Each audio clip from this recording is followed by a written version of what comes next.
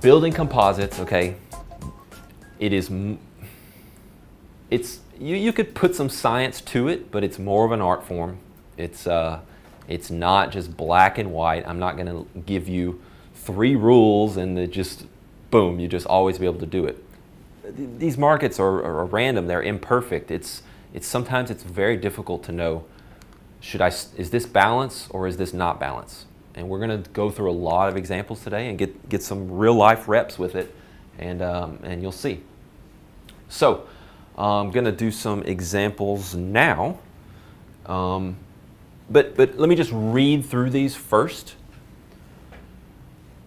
When considering, the question is always, okay, the past 2 days, should I merge these 2 days into a composite, or should I not? Are they not balancing? Okay. Couple things to ask, couple of guiding principles here. Is there strong value migration? We talked about the different varying levels of value migration. Totally overlapping, probably a merge, probably balance, probably a composite. Slightly overlapping, that's where we get into gray areas. It's like, is it overlapping enough? Is it balanced? Is it trying to get away? We'll talk about it. And then strong value migration, totally away. It's kind of obvious that it's not balanced. Along the same lines, how much do the main balance areas overlap? Sometimes there can be a difference between the main balance area in a day and its actual value. So value migration and the main balance might tell a little bit different story. I would lean towards the main balance. What was the story that day? What did the market try to do? Okay, we're going to go into some examples with that.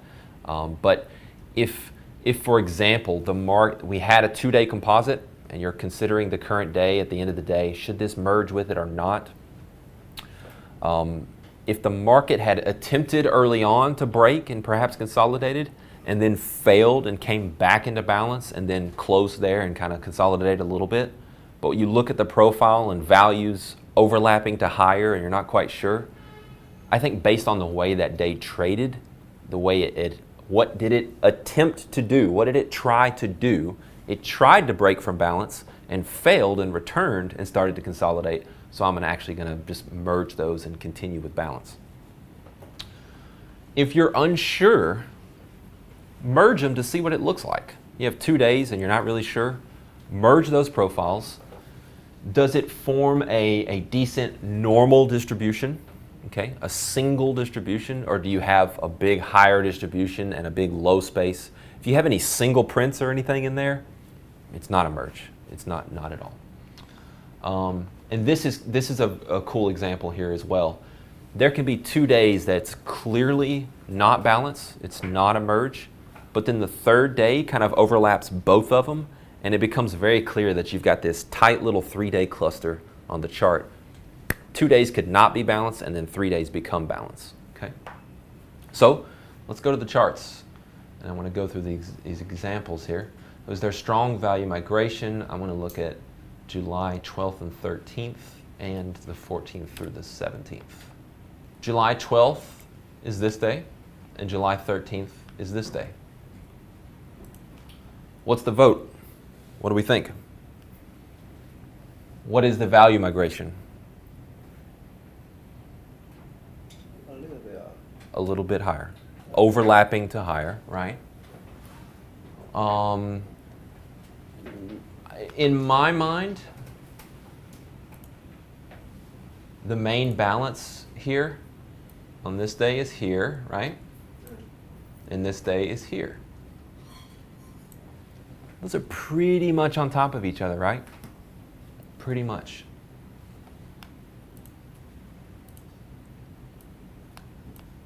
So let's merge them. Let's test. Let's see what it looks like. So I merge with the next profile. I'm combining the 12th with the 13th. Looks pretty good. Looks like a pretty good distribution, composite value area to use. Okay. I also wanted to look at the 14th and the 17th. Okay. Value overlapping a good bit, but some migration lower. But again, I think these balance areas, this market's really not going anywhere. This market was kind of flat here. So a little bit lower, just like the first one was a little bit higher. But overall, I think that's a pretty good 2-day balance. Okay. So you see how this can be a gray area, right? It's not going to be constantly straightforward. And I've tried to pick out some examples that were slightly difficult here. Is the merging of the profile something that you can do on any platform, or is that something specific to the platform that you use? Specific to the platform that I use, that any good market profile charting package will allow you to do this. Okay. Thinkorswim would not be a good market profile charting package. You can't do that. Recommend any specific ones? Absolutely, and part of this course actually is a full chart setup and connecting to your data feed, everything with this platform here, Sierra Chart. It's super super affordable. I highly recommend it. It's a fantastic platform. Okay. It's the most customizable platform I've ever seen in my life. You don't just fire up these charts and they look like this.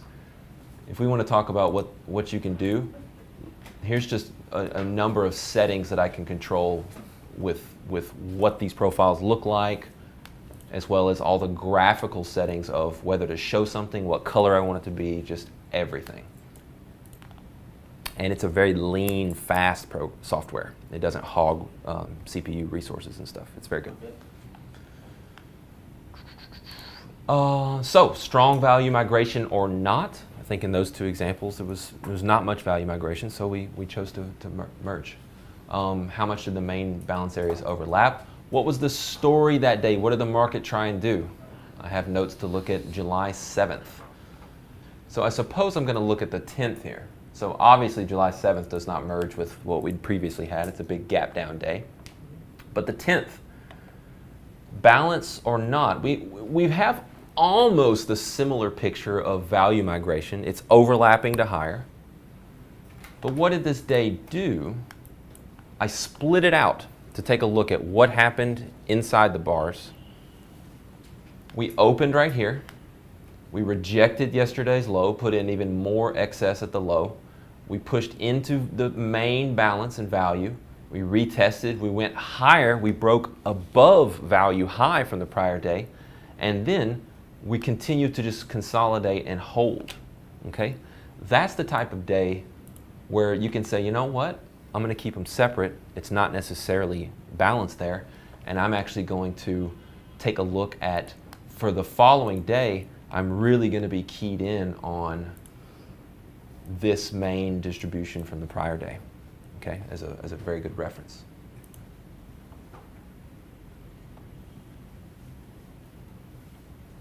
You would never know from looking at price bars. Look, this was an inside day pretty much. We got slightly lower at the low, but it was just 2 days, just almost with the exact same high and same low. But this story here tells a very different story of that value and main balance type of migration, and you know, we see what results in the following days as well.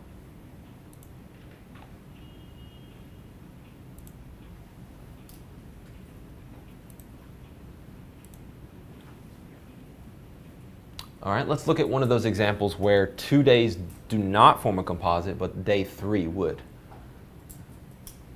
June the 2nd.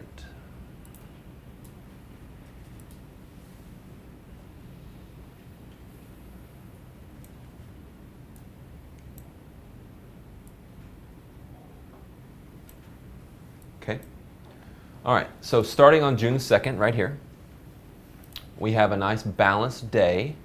The next day is a gap down, and there's pretty much value migration entirely lower. It looks like they're at the same tick exactly. The value low with the value high the next day.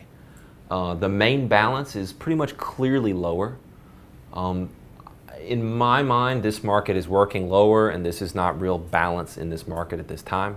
Probably not going to merge those. Okay. What about the day 3 right here? We open, we trade all the way up, you know, we balance, let's just split it out. We balance here, we trade up, and we put some balance up here, and there's a strong close. But overall, what's happened over that 3-day period? Nothing essentially, right?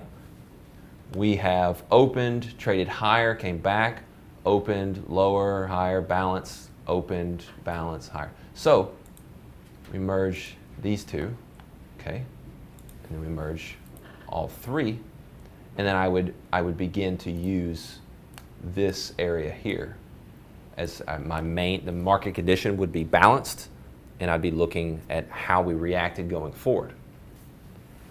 Obviously, there's a condition change on this day. We can't get out of the upper end, kind of balance, and then zip through the lower end, which below here, it's pretty much full short mode. That's what we're looking for, because it's a change in condition. We're headed directionally. Some common questions that we get: should I combine tons of days that aren't going anywhere? Okay. It depends. We can have different situations, but more times than not, because we want this composite structure to serve a certain role. We want it to serve a certain higher time frame dimension. I could look at crude oil. In fact, let's just look at a real chart here. Something like during this entire period right here, where we're actually not going anywhere during that time, right? So we could say, in a sense, well, that's just a big composite. And it is. But I'm an intraday trader, okay? So this is where we get into kind of some specifics of how I use this versus how other people might, or how you might. For me, I'm looking to find, okay, 1.5 day balance and then higher, values higher, higher, higher, 2 day balance, right? 2 day balance, and then this day breaks, higher, higher, 3 day balance, right? That's what I'm looking at, and I'm determining, because I'm an intraday trader, I'm going to come in and trade this day very specifically relative to this recent 3 day balance, okay? Some people might have a higher time frame, and they're trying to swing things for 3 days and trying to do certain things. And so they might want to know what this entire balance distribution looks at coming into this day, and it may paint a different picture for them, okay?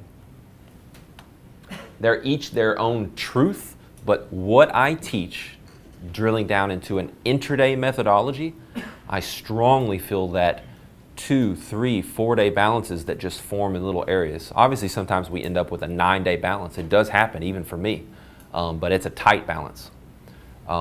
They provide key levels that you can trade from, key identification of the current market condition that can alert you to shifts in that condition and when it's favorable to go with a trend and things like that. It just works very, very nicely for the intraday time frame. We could say, yes, again, back to other people's composites and why I don't feel they're as strong. You know, I could look at what the past 4 months of profile has done. How much does that truly help me in the next couple minutes of price action? What's going on there?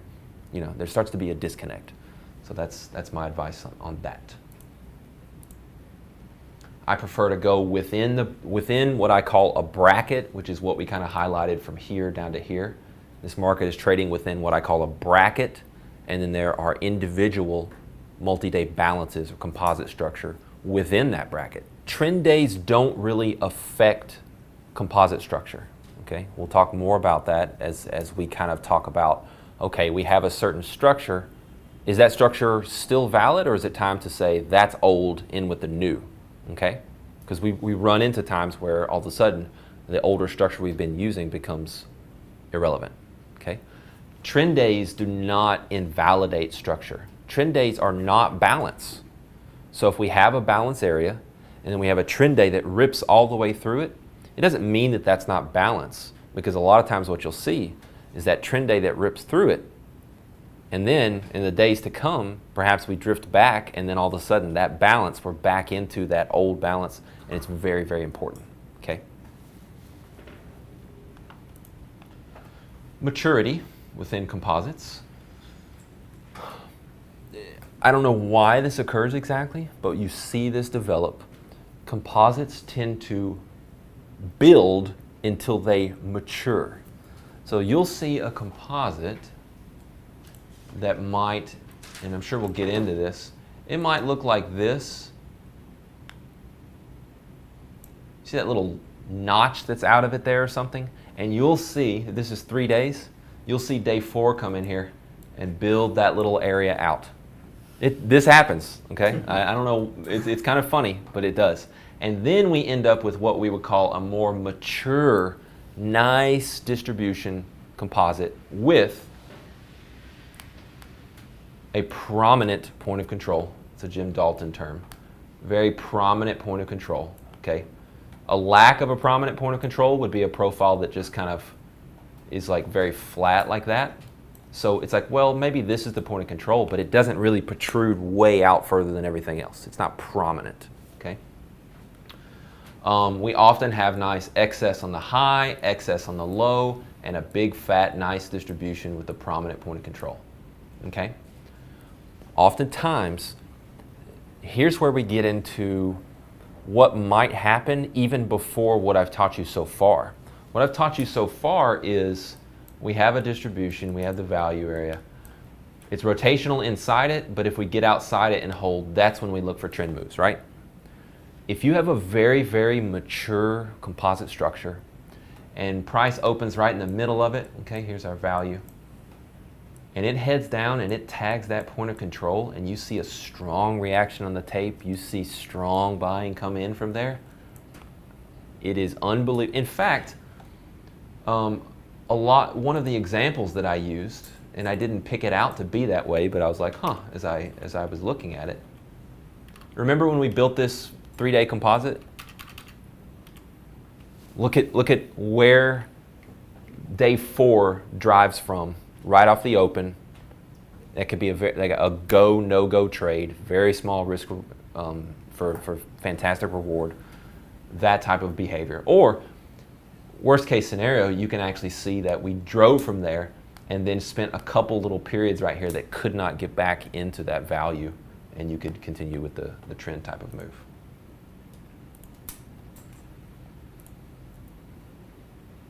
New imbalances often result from a powerful move starting right from a mature composite point of control. So what we're going to do is build composites, okay? So we'll have built a composite and we're looking at that area, and then all of a sudden we have a couple days and it forms a composite like this. Do you think we should still use level 1 right here? Here's level 2. What about level 1? Well, now it's in the middle of the thick part of a newer distribution that's forming. We're intraday traders. We're going to shift our perspective. We're going to stop using that level. We're going to use this new level. Level 2 is going to become kind of a secondary older level. Okay? So new structure invalidates old. Remember, trend days don't invalidate the old structure. They just zip through it, and we may revisit it and that structure still be very meaningful and useful. It's a change in this dynamic of where we have balance and where we have excess. That is what cuts off an old composite structure and becomes no longer useful. Okay? We are going to end up with composite structure here, composite structure there, and start putting these all over the place, and we have to cut off some because they don't work as well anymore, all that kind of stuff. So people often ask me, which one's more important? I'm trying to develop my hypotheses on the day, what's most important here? Pretty simple kind of 2 guidelines. The more recent, the more important. And the longer the duration in terms of how many days went into building that structure, the more important. Okay? A big 9-day balance is more important than a recent 2-day balance. So for example, let me draw this out for you right now. We have a big 9-day balance area, okay? Here's its value. And then all of a sudden we have this day that breaks down, so it's not a part of it, and then this day balances, okay? So we have a 2-day balance right there. Just think about what is going on in this marketplace. Do you think that I want to get long just because we break above that 2-day balance? No. The big 9-day balance that we've broken down out of, this is probably going to be a head fake and a short opportunity as we retest that structure that we've gotten on this time frame, which is a little higher time frame, imbalance down from.